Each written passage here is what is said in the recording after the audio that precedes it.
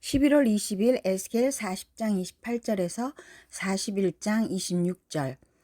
안뜰의 남쪽 문. 또 그 사람이 나를 데리고 남쪽 문을 지나 안뜰로 들어갔다. 그가 남쪽 문을 재니 크기가 다른 문들과 같았다.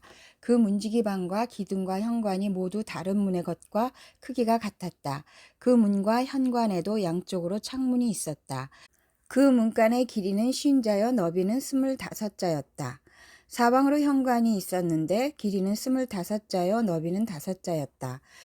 그 대문의 현관은 바깥 뜰로 나 있고 그 벽기둥 위에는 종려나무가 새겨져 있고 그 중문으로 들어가는 어귀에는 8계단이 있었다. 안뜰의 동쪽 문. 그 사람이 나를 데리고 동쪽으로 난 안뜰로 들어가서 거기에 있는 중문을 재니 그 크기가 다른 문과 같았다. 문지기 방과 기둥과 현관이 모두 다른 문의 것들과 크기가 같았다. 그 중문과 현관에도 양쪽으로 창문이 있었다. 그 문의 문가는 길이가 50자여 너비가 25자였다. 그 중문의 현관은 바깥 뜰로 나 있으며 문 양편의 벽기둥들 위에는 종려나무가 새겨져 있었다. 그 중문으로 들어가는 어귀에는 8계단이 있었다. 안뜰 북쪽 중문. 또 그 사람이 나를 데리고 북쪽으로 들어가서 재니 그 크기가 다른 문과 같았다.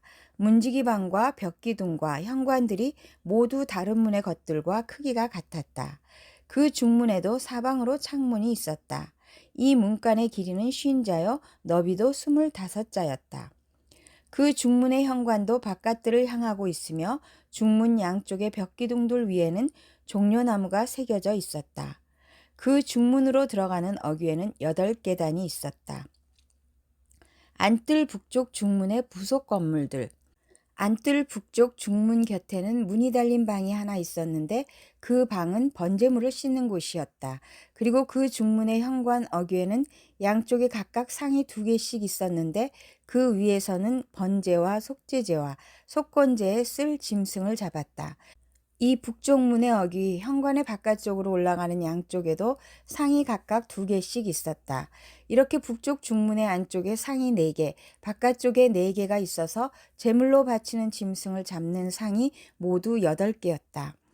또 돌을 깎아서 만든 것으로서 번제물을 바칠 때 쓰는 상이 4이 있는데 각 상의 길이는 1자 반이요 너비도 1자 반이며 높이는 1자였다. 그 위에 번제와 희생제물을 잡는 기구가 놓여 있었다. 그 방 안의 사면에는 손바닥만한 갈고리가 부착되어 있으며 상 위에는 제물로 바치는 고기가 놓여 있었다. 또 안뜰의 바깥쪽에는 방 2개가 있는데 하나는 북쪽 중문의 한쪽 모퉁이 벽 곁에 있어서 남쪽을 향해 있고 다른 하나는 남쪽 중문의 한쪽 모퉁이 벽 곁에 있어서 북쪽을 향하여 있었다. 그 사람이 나에게 일러주었다. 남쪽을 향한 이 방은 성전 일을 맡은 제사장들의 방이요. 북쪽을 향한 저 방은 제단 일을 맡은 제사장들의 방이다. 그들은 레위 자손 가운데서도 주께 가까이 나아가 섬기는 사독의 자손이다. 안뜰과 성전 건물. 그가 또 안뜰을 재니 길이가 100자요 너비도 100자인 정사각형이었다. 제단은 성전 본당 앞에 놓여 있었다. 그 사람이 나를 데리고 성전 현관으로 들어가서 현관 벽기둥들을 재니 양쪽에 있는 것이 각각 두께가 5자였다. 문 어귀의 너비는 10넉자이고 문의 양옆 벽의 두께는 석자였다. 그 현관의 너비는 20자였고 길이는 11자였다. 현관으로 들어가는 어귀에는 계단이 있었다. 그리고 문간 양쪽으로 있는 벽기둥 외에 기둥이 양쪽에 하나씩 있었다. 41장. 그런 다음에 그가 나를 데리고 성전으로 들어가서 벽을 재니 그 벽 두께가 양쪽이 각각 6자였다. 그 문의 통로는 너비가 10자이고 그 문의 통로 옆에 벽 너비는 양쪽이 각각 5자였다. 그가 성소를 재니 길이가 40자요 너비가 20자였다. 또 그가 지성소로 들어가서 문 통로의 벽을 재니 그 두께가 2자였다. 그 문의 통로는 너비가 6자이고 그 벽의 너비는 양쪽이 각각 7자였다. 그가 지성소의 내부를 재니 길이가 20자이고 너비도 20자였다. 그가 나에게 이곳이 지성소다 하고 일러주었다. 성전과 지성소의 골방들, 또 사람이 성전의 벽을 재니 두께가 6자였다. 성전에는 3면으로 돌아가며 방들이 있는데 너비가 각각 넉 자였다. 그 겹방들은 방 위에 방이 있어서 3층을 이루고 있으며 층마다 방이 30개씩 있었다. 그런데 그 겹방들은 성전을 돌아가면서 성전의 벽에 부착되어 있어서 성전의 벽 자체를 파고 들어가지는 않았다. 그 둘러있는 겹방들은 그 층이 위로 올라갈수록 넓어졌다. 이 겹방의 건물이 성전의 주위로 올라가며 위층까지 건축되었다. 그래서 이 건물은 아래층에서 중간층을 거쳐 맨 위층으로 올라가게 되어 있었다. 내가 또 보니 성전의 둘레에 지대가 더 높이 솟아 있었는데 곧 겹방들의 기초의 높이였다. 그 높이는 한 장대인 6자였다. 겹방들의 외부에도 담이 있었는데 그 두께가 5자였다. 또 성전의 겹방들 밖에는 빈터가 있는데 그 너비는 20자이며 성전을 빙 돌아가는 뜰이었다. 그 겹방 건물의 문이 이 공간으로 났는데 하나는 북쪽으로 났고 또 하나는 남쪽으로 났다. 둘러있는 이 빈터의 너비는 5자였다. 성전의 서쪽 건물, 또 성전의 서쪽 뜰 뒤로 건물이 있는데 그 너비가 70자였다. 그 건물의 벽은 사방으로 두께가 5자였다. 그 건물 자체의 길이는 90자였다. 성전의 총 면적과 내부 시설, 그가 성전을 재는데 그 길이가 100자이고 서쪽 뜰과 건물과 그 양쪽 벽까지 합해서 또 길이가 100자였다. 성전의 정면 너비와 동쪽 뜰의 너비도 각각 100자였다. 그가 이어서 성전 뒷뜰 너머에 있는 건물을 그 양편의 다락까지 함께 재니 그 길이도 100자였다. 성전 지성소와 성전 뜰 현관과 문 통로의 벽과 창문과 삼면에 둘러있는 다락에는 바닥에서 창문에 이르기까지 돌아가며 나무 판자를 대놓았다. 그러나 창문은 틀만 있는 것이었다. 문 통로의 위와 성전 내부와 외부의 벽까지 재어본 곳에는 다 판자를 대놓았다. 그 판자에는 그룹과 종려나무들을 새겼는데 두 그룹 사이에 종려나무가 하나씩 있고 그룹마다 두 얼굴이 있었다.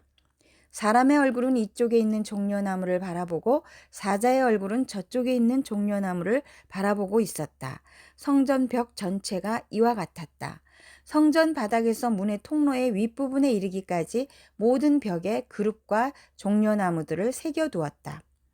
성전 본당의 문 통로는 네모가 나 있었다. 그리고 지성소 앞에도 이와 비슷한 모습을 한 것이 있었다.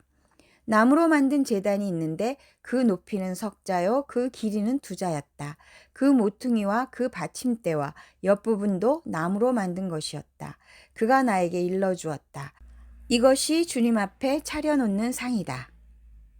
성전의 문들, 성전 본당과 지성소 사이에는 문을 2번 열고 들어가야 하는 견문이 있었다.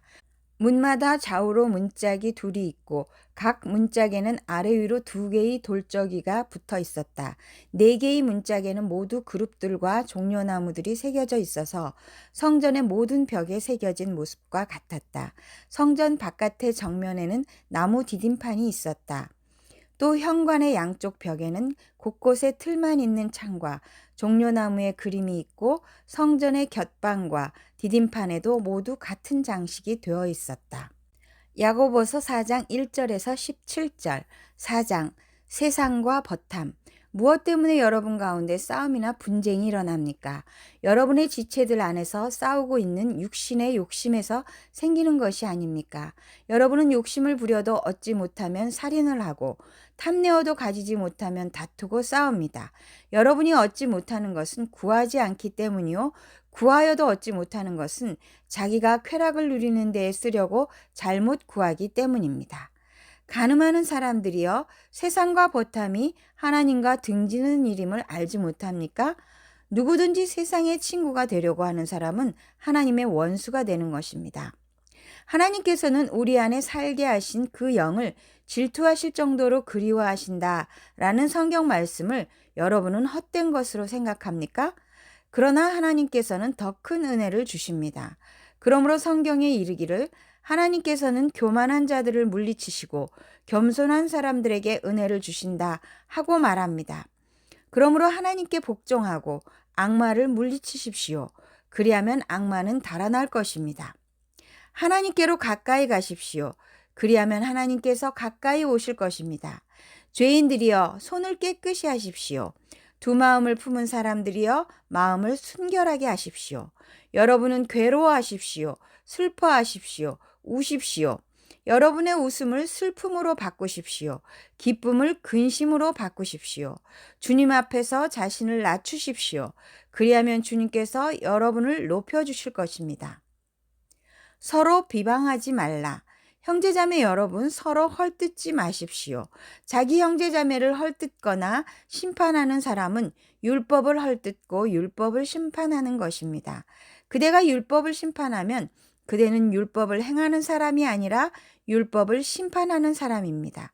율법을 제정하신 분과 심판하시는 분은 한 분이십니다. 그는 구원하실 수도 있고 멸망시키실 수도 있습니다. 도대체 그대가 누구이기에 이웃을 심판합니까? 허망한 생각을 경고함. 오늘이나 내일 어느 도시에 가서 1년 동안 거기에서 지내며 장사하여 돈을 벌겠다 하는 사람들이여 들으십시오. 여러분은 내일 일을 알지 못합니다. 여러분의 생명이 무엇입니까? 여러분은 잠깐 나타났다가 사라져버리는 안개에 지나지 않습니다. 도리어 여러분은 이렇게 말해야 할 것입니다. 주님께서 원하시면 우리가 살 것이고 또 이런 일이나 저런 일을 할 것이다. 그런데 여러분은 지금 우쭐대면서 자랑하고 있습니다. 그와 같은 자랑은 다 악한 것입니다. 그러므로 사람이 해야 할 선한 일이 무엇인지 알면서도 하지 않으면 그것은 그에게 죄가 됩니다. 시편 129편 5절에서 8절. 시온을 미워하는 사람은 그 어느 누구나 수치를 당하고 물러가고 만다. 그들은 지붕 위에 풀같이 되어 자라기도 전에 말라버리고 만다. 베는 사람의 품에도 차지 않고 묶는 사람의 품에도 차지 않아. 지나가는 사람 가운데 어느 누구도 주님께서 너희에게 복을 베푸시기를 빈다 하지 아니하며 주님의 이름으로 너희에게 축복한다 하지도 아니할 것이다. 잠언 28장 3절에서 5절. 가난한 사람을 억압하는 가난한 사람은 먹거리를 남김없이 쓸어버리는 포구와 같다. 율법을 버린 사람은 악인을 찬양하지만 율법을 지키는 사람은 악인에게 대항한다. 악한 사람은 공의를 깨닫지 못하나 주님을 찾는 사람은 모든 것을 깨닫는다.